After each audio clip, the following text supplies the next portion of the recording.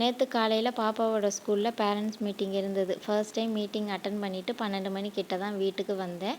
வந்ததுமே காலையில் வாஷ் பண்ணி போட்டிருந்த பெட்ஷீட்டெல்லாம் நல்லா காஞ்சிருச்சு. அதெல்லாம் எடுத்து மடித்து வைக்க வேண்டிய இடத்துல வச்சுட்டேன்.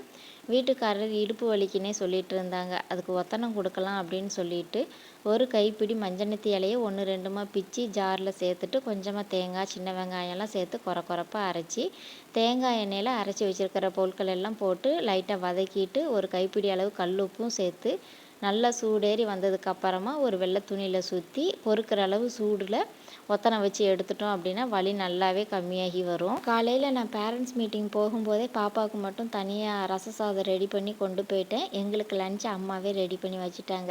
அதை நல்லா சூடாக சாப்பிட்டுட்டு கொஞ்சம் க்ளீனிங் வேலைலாம் இருந்தது. அதெல்லாம் முடிச்சுட்டு ஈவினிங் பாப்பா சாப்பிட்றதுக்காக கொஞ்சம் ஃப்ரூட்ஸையும் எடுத்து வெளியே வச்சுட்டேன் கூலிங் போகிறதுக்காக. அதுக்கப்புறம் இருந்த பாத்திரத்தையுமே கழுவியாச்சு.